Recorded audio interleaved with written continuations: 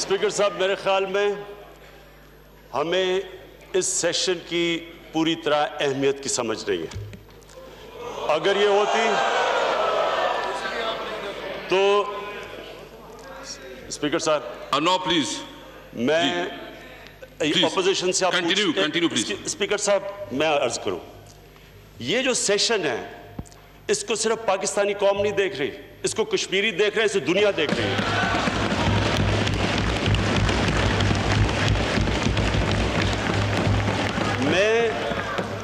میں بڑے اپنی اپوزیشن سے ریکویسٹ کرتا ہوں، اگر یہ چاہتے ہیں اس طرح اس سیشن کو ڈسٹرب کرنا ہے، میں بیٹھ جاتا ہوں۔ میں اسے بیٹھ جاتا ہوں کہ ادھر سے سگنل جانا چاہیے کہ ساری قوم اکٹھی ہے۔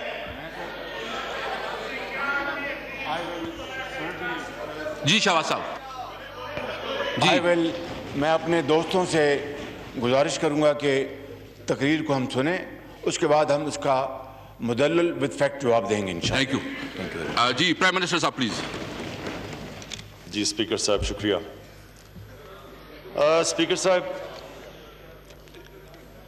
اس کی اہمیت کشمیریوں کے لیے نہیں صرف اس سیشن کی، اس کی اہمیت صرف پاکستان کے لیے نہیں، یہ جو ریپرکشنز انڈیا نے جو کل فیصلہ کیا، یہ ساری دنیا پہ اس پہ ریپرکشنز جا سکتے ہیں، اس لیے یہ بڑا امپورٹنٹ ہے۔ اور میں پھر سے ریکویسٹ کرتا ہوں کہ یہ آرام سے تحمل سے سنیں، بیکاز یہ بڑی امپورٹنٹ میسج آج یہاں سے جانی ہے۔ جب ہماری حکومت آئی تو جو مین پرائرٹی میری حکومت کی تھی وہ یہ کہ پاکستان میں غربت ختم کی جائے، کم کی جائے۔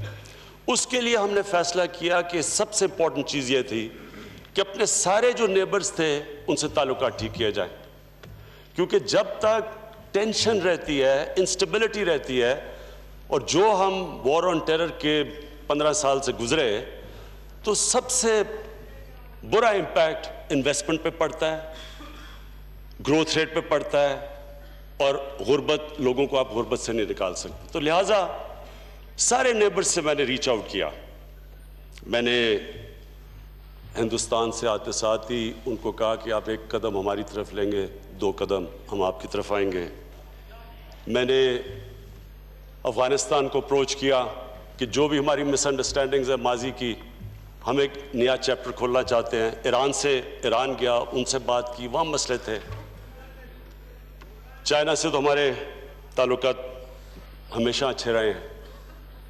پھر باقی ملکوں میں بھی گیا، اور آخر میں جو امریکہ کی ٹرپ تھی وہ بھی یہ کوشش کرنے گئے کہ جو بھی ہمارے ماضی میں ایشوز آئے وہ ہم ختم کریں، تاکہ پاکستان کو سٹیبلٹی ملے اور پاکستان پروگریس کرے، گروتھ ریٹ بڑھے، انویسٹمنٹ آئے، تاکہ ہم لوگوں کو غربت سے نکال سکیں۔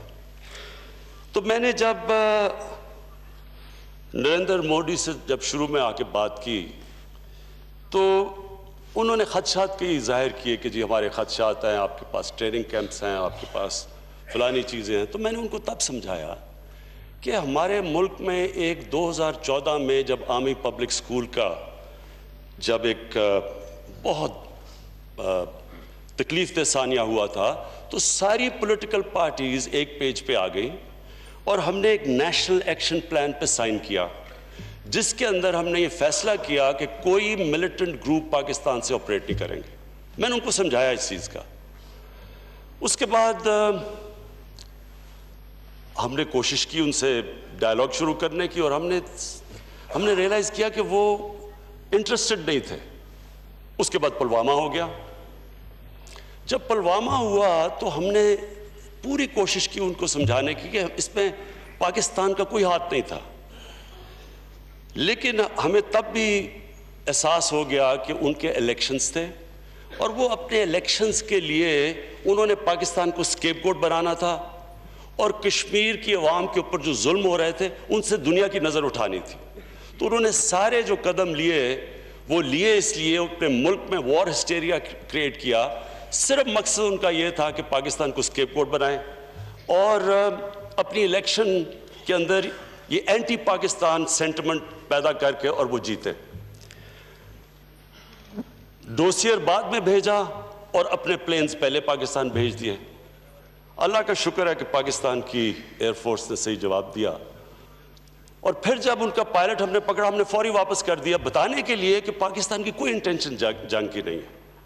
اس کے بعد ہم چپ کر کے بیٹھ گئے اور ہم نے سوچا کہ ہندوستان میں الیکشنز ہو جائیں, اور جب الیکشنز ہو جائیں گے اس کے بعد ہم پھر ریزیوم کریں گے بات چیت. الیکشنز ہو گئے, اس کے بعد ہم نے کوشش کی, اور مجھے یاد ہے جب ہم بشکک میں ایک ایس سی او کی کانفرنس تھی, ادھر ہم نے جب ان کا رویہ دیکھا تو ہم نے فیصلہ کیا کہ یہ ہماری کوششیں امن کے لیے جو کوششیں ہیں اس کو غلط سمجھ رہے ہیں, یہ اس کو کمزوری لے رہے ہیں. تو ہم نے تب فیصلہ کیا کہ اب ہم ان سے آگے بات چیت نہیں کریں گے. جب پریزیڈنٹ ٹرمپ سے میں ملا تو میں نے اسی کو سامنے رکھتے کہ بائی لیٹرل تو آگے ایشو بڑھ نہیں رہا, تو ان کو میں نے انوائٹ کیا کہ یہ ایک ہاٹ سپاٹ ہے دنیا میں, سارا 1 ارب لوگ جو برِ صغیر میں ہیں وہ ہاسٹیج ہیں اس کشمیر ایشو سے. تو میں نے ریکویسٹ کی کہ آپ بیچ میں پڑ جائیں گڈ فیتھ میں. انڈین رسپانس آپ کے سامنے تھا. اب جو یہ ہوا ہے, جو انہوں نے کل کیا ہے, میں اس ہاؤس کے سامنے جو آج بات رکھنا چاہتا ہوں وہ یہ کہ یہ مجھے تب ہی جب ہم بشکک میں تھے تب ہی ہمیں اندازہ ہو گیا تھا کہ ان کا کوئی انٹرسٹ نہیں ہے ہمارے سے بات چیت کرنے کا. اور میں جو سسپیکٹ کرتا تھا وہ چیز کل سامنے آ گئی. یہ جو کل انہوں نے کیا ہے یہ کوئی ایک دم پلان کر کے نہیں کیا, یہ ان کے الیکشن کا مینیفیسٹو تھا. اور یہ اگر آپ دیکھیں تو یہ ان کی آئیڈیالوجی ہے. اسپیکر صاحب یہ نظریہ ان کا, یہ نظریہ بیس ہے آر ایس ایس کے نظریے کے اوپر. ان کے جو فاؤنڈنگ فادرز تھے آر ایس ایس کے, گول واکر ایک اور ان کے کئی, ان کی آپ پڑھ لیں کہ ان کی کیا آئیڈیالوجی ہے. جس آئیڈیالوجی کے سامنے ہم کھڑے ہیں, ان کی آئیڈیالوجی یہ تھی کہ مسلمانوں کو وہ ہندوستان سے ایتھنک کلینز کریں گے. ان کی آئیڈیالوجی یہ تھی کہ یہ جب آزادی ملے گی یہ صرف ہندوؤں کا ہندوستان ہوگا. انہوں نے کبھی بھی یہ نہیں سوچا کہ یہ سب جتنے بھی لوگ وہاں ہندوستان میں بستے تھے, جتنی بھی اقلیتیں, یہ سب کا پاکستان ہوگا. ان کی آئیڈیالوجی یہ تھی, اور آج بھی آپ ان کے فاؤنڈنگ فادرز جو آر ایس ایس کی ان کی کتابیں پڑھ لیں, ان کی بڑی کلیئر آئیڈیالوجی تھی کہ یہ صرف ہندوؤں کے لیے انڈیا ہے, ہندو راج تھا. اور ایک ان کے اندر ایک مسلمانوں کے خلاف تعصب تھا, اور وہ کیوں تھا؟ وہ ریزینٹ کرتے تھے کہ انہوں نے 500-600 سال ہندوستان پہ حکومت کی, اور جب انگریز جا رہا تھا تو یہ سوچ رہے تھے کہ اب وقت آیا ہے کہ مسلمانوں کو ہم ہندوستان میں دبا کے رکھیں, سیکنڈ کلاس سٹیزن رکھیں. اسپیکر صاحب, آج ہم قائد اعظم محمد علی جناح کو ٹریبیوٹ پے کریں, کیونکہ وہ پہلے انسان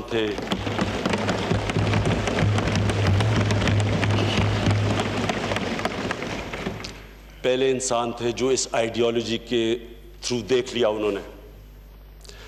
قائد اعظم محمد علی جناح ہندو مسلم یونٹی کے ایمبیسڈر سمجھے جاتے تھے.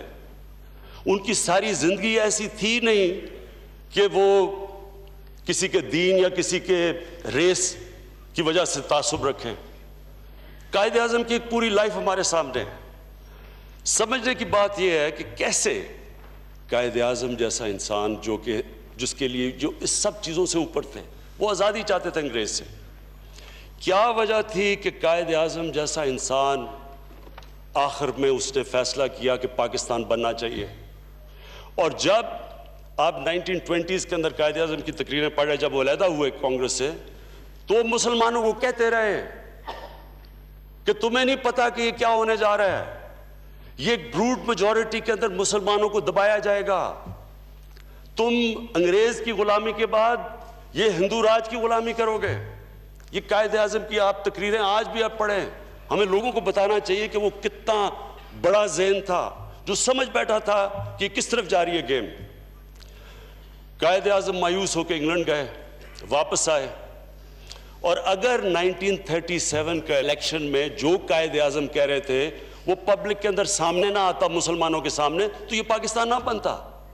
1937 کے الیکشن میں سارے مسلمانوں کو عملی طور پہ نظر آ گیا کہ جو قائد اعظم کہہ رہے تھے وہ سچ ہے. کسی مسلم لیڈر کو منسٹری میں نہیں شامل کیا گیا.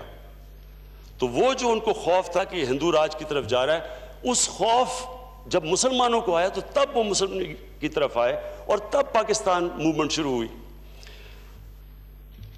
آج وہ لوگ ہندوستان میں جو کہ ٹو نیشن تھیوری میں نہیں مانتے تھے, میں جب انڈیا میں کئی کانفرنسز پہ گیا ہوں تو کشمیری لیڈرشپ کے وہ لوگ, مجھے اچھی طرح یاد ہے, وہ کہتے تھے کہ بڑا غلط ہوا پاکستان بنا, مانتے ہی نہیں تھے.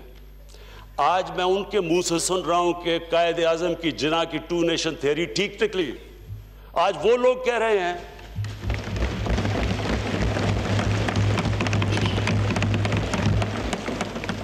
آج یہ موجودہ ہندوستان میں وہ لوگ کہہ رہے ہیں کہ یہاں مسلمان یا اقلیتیں, مسیح برادری سے بھی وہی ہو رہا ہے, یہ برابر کے شہری نہیں ہیں. اور اسپیکر صاحب, اسی میں قائد اعظم کی اب بات کرنا چاہتا ہوں, صرف چھوٹی سی یہ کہ قائد اعظم نے جب 11 اگست کی تقریر کی, جو فیمس تقریر ہے کہ سب آزاد ہیں اپنی عبادت گاہوں میں جانے کے لیے, اور ہم غلطی سے کہتے ہیں کہ جی یہ قائد اعظم سیکولر تھے.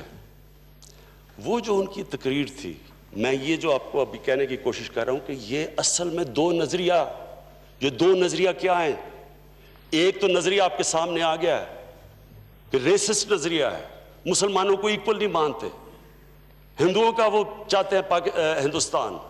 دوسرا نظریہ جس کے اوپر پاکستان بنا تھا, جو قائد اعظم کا نظریہ تھا, وہ یہ نظریہ تھا کہ یہاں سب برابر کے انسان ہوں گے. اور وہ نظریہ کدھر سے لیا تھا؟ وہ مدینہ کی ریاست سے لیا تھا. وہ نبی صلی اللہ علیہ وسلم کی سنت پہ چلے تھے. نبی صلی اللہ علیہ وسلم کی زندگی اٹھا کے دیکھ لے مدینہ کی ریاست میں, جو انہوں نے مساک مدینہ, جو انہوں نے سینٹ کیتھرینز چرچ کے ساتھ جو انہوں نے کووننٹ سائن کیا کہ جب تک دنیا رہے گی مسلمان آپ کی عبادت گاہوں کو پروٹیکٹ کریں گے. نبی صلی اللہ علیہ وسلم کی سپیچ جو انہوں نے آخری خطبہ دیا, آخری خطبہ میں انہوں نے کہا کہ ہم سب آدم کی اولاد ہیں, ہمارا رنگ جو بھی ہو, ہم ایک حضرت آدم کی اولاد ہے. یعنی انسانوں ریسزم کو ریجیکٹ کیا, انسانوں میں فرق نہیں تھا. یہ بہت عظیم, میں یہ کہنا چاہتا ہوں کہ جو ہمارا نظریہ جس پہ پاکستان بنا ہے, اس پہ یہ تعصب نہیں تھا. قائد اعظم نے جب یہ 11 اگست کی تقریر کی تھی, اور جب انہوں نے پہلے مسلمانوں کو پاکستان موومنٹ میں کہا تھا کہ یہاں تمہیں حقوق نہیں ملیں گے, وہ مسلم کارڈ نہیں کھیل رہے تھے. وہ سمجھ رہے تھے کہ وہ سمجھ گئے تھے کہ جس آئیڈیالوجی کے سامنے ان کا مقابلہ ہے, جو آج کی آئیڈیالوجی ہے, جس نے کل جو کشمیر میں کیا وہ اس آئیڈیالوجی کی وہ سمجھ گئے تھے. قائد اعظم جو ان کے دشمن بھی تھے وہ جانتے تھے کہ وہ کوئی ڈرامے نہیں کرتے تھے, کوئی جو کہتے تھے وہ مین کرتے تھے, وہ کوئی ریٹرک میں نہیں پڑھتے تھے. تو جو 11 اگست کی تقریر تھی اس پہ قائد اعظم نے جو کہا تھا وہ ریاست مدینہ کے اندر جس طرح مائنورٹیز کو رکھا گیا تھا. میں اسپیکر صاحب, ساروں کو, اپنی قوم کو بھی لوگ ریئلائز نہیں کرتے کہ اس کی سگنیفیکنس کیا ہے. حضرت علی رضی اللہ تعالیٰ ایک یہودی شہری سے کیس ہار جاتے ہیں. خلیفہ وقت ایک عام اقلیت کے شہری سے کیس ہار جاتے ہیں. حضرت علی رضی اللہ تعالیٰ پہلے تو خلیفہ تھے, دوسرا ان کا مقام سوچے کہ جو ہمارے دین میں ان کا کیا مقام ہے. یہ سوچیں کہ وہ ایک جج فیصلہ کرتا ہے ایک مائنورٹی کے لیے ان کے خلاف. سوچیں آج کل کی دنیا میں یہ تصور کوئی کر سکتا ہے؟ آج تو ہم ماڈرن ورلڈ میں بیٹھے ہوئے ہیں, یہ تب فیصلہ ہوا. کہنے کا میرا مطلب یہ ہے کہ ہمارے جو دین ہے, جو ہمارا مدینہ کی ریاست اگر ہم سٹڈی کریں, اس کے اندر یہ جو آج ہندوستان میں پریکٹس ہو رہا ہے, ہم اس کے اپوزٹ ہیں. ہم جب ہمارے ملک میں ہم مائنورٹیز سے ناانصافی کرتے ہیں تو ہم اپنی آئیڈیالوجی کے خلاف جاتے ہیں, ہم اپنے دین کے خلاف جاتے ہیں. لیکن اسپیکر صاحب, جب یہ موجودہ بی جے پی کی حکومت جب پکڑ کے گوشت کھانے والوں کو لٹکا دیتی ہے اور لوگ موب پکڑ کے ان کو مار دیتے ہیں, اور جو انہوں نے ابھی کشمیر میں کیا اور جو پہلے 5 سال تشدد کیا, جو مسیح برادری سے انہوں نے کیا, یہ ان کی آئیڈیالوجی ہے, یہ ان کی آئیڈیالوجی ہے. ان کے فاؤنڈنگ فادرز تھے, وہ کہہ بیٹھے تھے کہ ہم مختلف ہیں ان سے, ہم سپیریئر ہیں. ریسسٹ آئیڈیالوجی ہے. ہمارا جو آج مقابلہ ہے وہ ایک ریسسٹ آئیڈیالوجی سے ہے. اس لیے جب تک یہ بیک گراؤنڈ ہمیں پتہ نہیں چلے گی, ہم پھر آگے پلان نہیں کر سکتے کہ آج جو کشمیر میں انہوں نے کل کیا. کشمیر میں انہوں نے اپنی آئیڈیالوجی کے مطابق کیا. انہوں نے اپنے ملک کے کانسٹیٹیوشن کے اگینسٹ گئے. اس گورنمنٹ اپنی سپریم کورٹ کے ورڈکٹ کے اگینسٹ گئی, جموں اور کشمیر کے ہائی کورٹ کے ورڈکٹ کے اگینسٹ گئی. وہ 17 یونائٹڈ نیشن سیکورٹی کاؤنسل کی ریزولوشنز کے اگینسٹ گئے. وہ یونائٹڈ نیشنز کی جنرل اسمبلی کی ریزولوشن کے اگینسٹ گئے. وہ سملہ اگریمنٹ کے اگینسٹ گئے. انہوں نے جو فیصلہ کیا ہوا ہے کہ جو آج ریزولوشن میں کہا ڈیموگرافی بدلنا چاہتے ہیں, یہ کہہ بیٹھے ہیں, وہ یہ چیز کہہ بیٹھے ہیں کہ یہ جب کشمیر کا اسپیشل سٹیٹس چینج ہوگا تو وہ ڈیموگرافی بھی بدلنا چاہتے ہیں. ڈیموگرافی چینج کرنا 4th جنیوا کنونشن کے آرٹیکل 49 کے خلاف ہے. وار کرائم سمجھی جاتی ہے یہ. تو سارے انٹرنیشنل لاز اور اپنے ملک کے لاز انہوں نے وائلیٹ کیے اپنی آئیڈیالوجی کے لیے. اسپیکر صاحب, یہ ایک آئیڈیالوجی کے خلاف ہم کر رہے ہیں. اس لیے جو میں ابھی اینڈ میں آپ کو بتاؤں گا, پہلے سمجھنا چاہیے کہ یہ ایشو ہے کیا. یہ کہ نہیں کہ ایک دم انہوں نے فیصلہ کر کے چلے گئے, یہ مکمل طور پہ اپنی آئیڈیالوجی کے اوپر چل رہے ہیں. اب انہوں نے قانون پاس کر دیا, کشمیر کو انیکس کر دیا. اب کوشچن یہ ہے کہ کیا وہ کشمیر کے لوگ جو 5 سال سے پہلے بھی, لیکن 5 سال سے خاص طور پہ جو ان کے اوپر تشدد ہوا ہے اور ظلم ہوا ہے, اس کے باوجود وہ جو جدوجہد کر رہے ہیں, کیا وہ قانون کی وجہ سے فیصلہ کریں گے کہ اب ختم ہوگی ہماری جدوجہد, ہم غلام بننے کے لیے تیار ہو گئے؟ یہ تو اور اسپیکر صاحب شدت پکڑے گی, یہ تو اب اور لیول پہ چلی جائے گی. جو میں نے پریزیڈنٹ ٹرمپ سے کہا تھا کہ آپ پڑھیں, وہ اس لیے کہا تھا کہ ہماری بائی لیٹرل ٹاکس تو فیل ہو چکی تھی, وہ ہوتی نہیں تھی. یہ اس لیے ہم سب کو سمجھنا ہے کہ یہ بڑا سیریس ایشو بن گیا ہے. میرا جو آج مقصد اس کا ریکوزیشن کرنے کا یہ جوائنٹ سیشن تھا, اس کے بڑے سیریس کانوٹیشنز ہیں. نمبر 1 چیز کیا ہے, انہوں نے اب وہاں اس کو جو 5 سال سے کرتے آ رہے ہیں, جو ان کی آئیڈیالوجی ہے, اب انہوں نے اور دبانا ہے کشمیر کی ریزسٹنس کو, آزادی کی موومنٹ کو. یہ کیونکہ ان کو اپنا برابر کے انسان نہیں سمجھتے. اسپیکر صاحب, یہ ریسسٹ ہے آئیڈیالوجی. یہ اگر وہ اپنے برابر کے انسان سمجھتے تو وہ کوئی ڈیموکریٹکلی کوشش کرتے, کوئی موومنٹ چلاتے, کوئی لوگوں کو اپنے پوائنٹ آف ویو پہ لے کے آتے. وہ مائٹ از رائٹ پاور استعمال کر رہے ہیں, وہ ان کو کرش کرنے کی کوشش کریں گے, اور جب وہ کرش کریں گے رد عمل آئے گا. پلوامہ ٹائپ انسیڈنٹ ہوگا, پلوامہ ٹائپ انسیڈنٹ ہوگا. میں آج پیشن گوئی کرتا ہوں, انہوں نے وہی کرنا ہے جو پہلے انہوں نے کیا. انہوں نے دنیا نے کہنا جی پاکستان سے دہشت گردی آئی, جبکہ سب کو پتا ہے کہ پلوامہ میں پاکستان کوئی لینا دینا نہیں تھا, ان کو بھی پتا ہے. تو اب جب یہ ان کو اوپریس کریں گے, اور زیادہ ظلم کریں گے, اس کا جب رد عمل آئے گا, میں آج کہہ رہا ہوں, اس لیے یہ سیریس ہے. انہوں نے ہمیں بلیم کرنا ہے. انہوں نے ایک اور بھی چیز کرنی ہے. انہوں نے مجھے اب خوف ہے کہ انہوں نے کشمیر میں ایتھنک کلینزنگ کرنی ہے. انہوں نے وہاں لوگوں کو کوشش کرنا ہے کہ لوگ وہاں سے نکال لیں تاکہ دوسری میجورٹی ہو جائے اور وہ جو باقی لوگوں وہ غلامی کے لیے دب جائیں. یہ ساری جب چیزیں کریں گے اور یہ پاکستان کو بلیم کریں گے, اس کے بہت سیریس کانسیکوینسز ہیں. کیونکہ مجھے پتہ ہے جب پلوامہ میں, پلوامہ کے بعد جب ہندوستان نے اپنے جیٹس بھیجے اور رات کو بالا کوٹ کے اوپر بومنگ ہوئی, تو ہماری 3 بجے بات چیت ہوئی, صبح کے 3 ساڑھے 3 بجے. آرمی چیف تھے, ایئر فورس چیف تھے. اب اس وقت ہم یہ سوچ رہے تھے کہ کیا لوگ کیجولٹیز ہوئیں, کیا پاکستانیوں کا خون ہوا. ہم نے جب پتہ چلا کہ ابھی تک کوئی کیجولٹیز کی فگر نہیں ہے, تب ہم نے فیصلہ کیا کہ ابھی نہیں کریں گے, اور ہم ایک ٹوکن اگلے دن وہی کریں گے جو انہوں نے ہمارے آگے بومنگ کر کے چلے گئے. لیکن اگر اسپیکر صاحب ہماری کیجولٹیز ہوتی تو ہماری ایئر فورس نے بھی لاک ان کیے ہوئے تھے ان کے ٹارگٹس جدھر ان کی کیجولٹیز ہونی تھی. اور میں بار بار اس کے بعد پلوامہ کے بعد ان کو کہتا گیا کہ 2 نیوکلیر آرم کنٹریز ایسی رسک نہیں لے سکتے. ہم اپنے مسئلے ڈائلاگ سے حل کریں. میں آج آپ کو کہہ رہا ہوں کہ جب یہ سچویشن ہوگا, یہ کسی کے کنٹرول میں نہیں ہوگا. ان کی جو مائنڈ سیٹ ہے, اور مجھے ان کے اندر ایک تکبر نظر آتا ہے جو ہر ریسس میں نظر آتا ہے. یہ جو سپیریئر, جو آج وائٹ سپریمسٹ ہیں, جو آگے گولیاں مار دیتے ہیں لوگوں کو امریکہ اور یہ باہر کے ملکوں میں, یہ ایک عجیب مائنڈ سیٹ ہے. یہ سپیریورٹی میں بلیو کرتا ہے, ریشل سپیریورٹی میں, اور یہ اس تکبر کے اندر یہ کر سکتے ہیں. انہوں نے پھر آزاد کشمیر میں کچھ کرنا ہے, رد عمل آئے گا.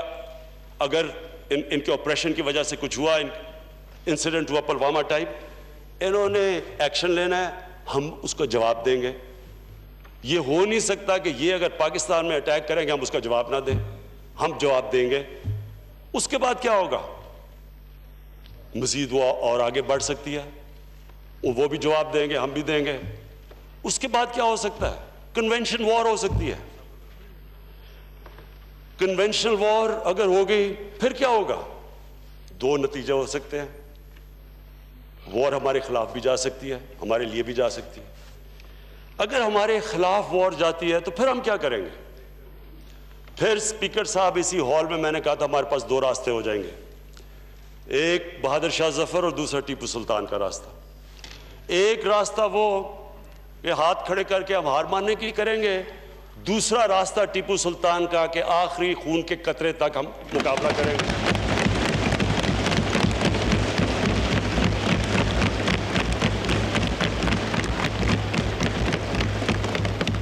اور اسپیکر صاحب, میں آج آپ کو کہہ رہا ہوں, میں اپنی قوم کو جانتا ہوں. مسلمان ایمان والا انسان موت سے ڈرتا نہیں ہے.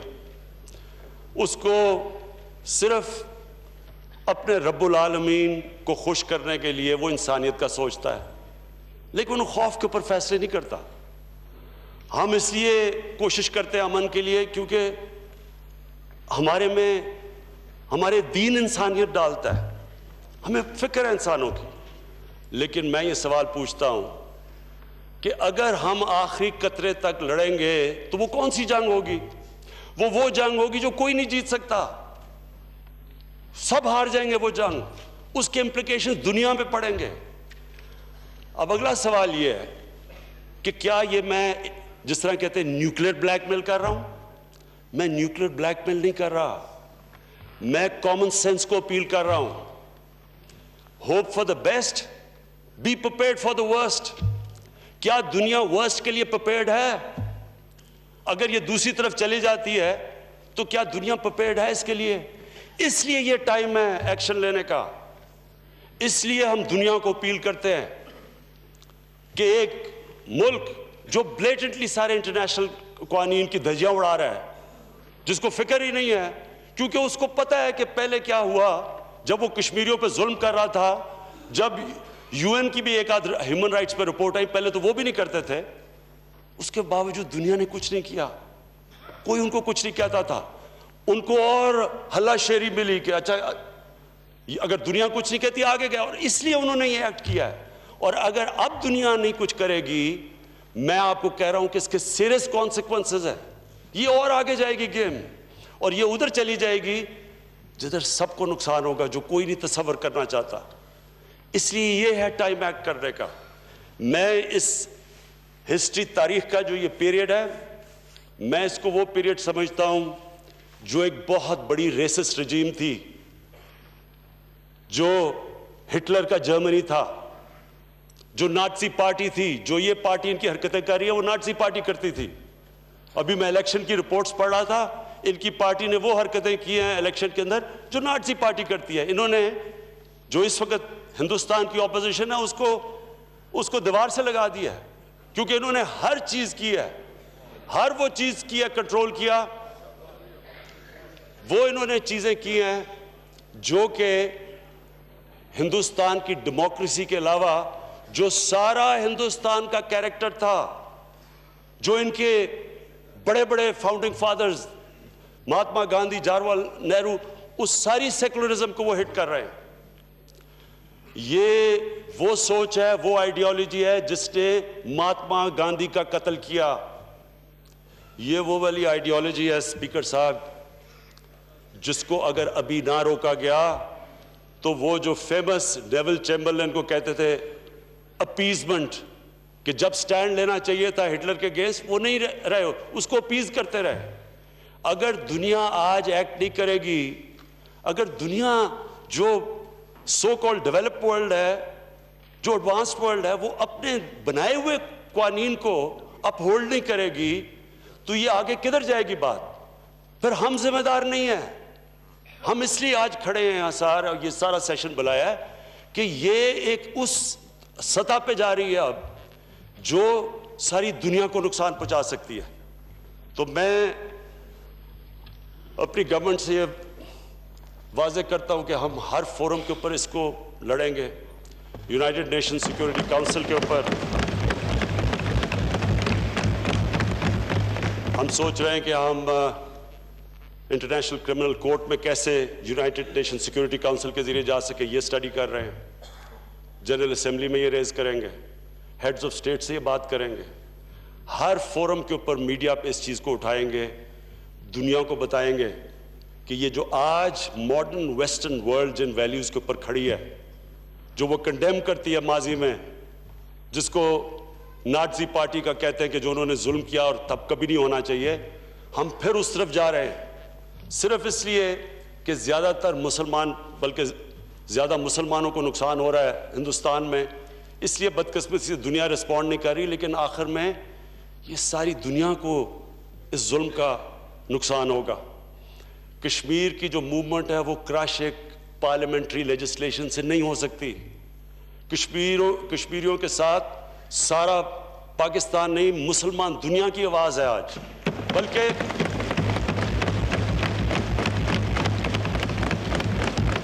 اسپیکر صاحب میں یہ بھی کہوں گا کہ میں مغرب کو بڑی اچھی طرح جانتا ہوں, ان لوگوں کو حقیقت کا نہیں پتا جو کشمیر کے لوگوں سے ہو رہا ہے.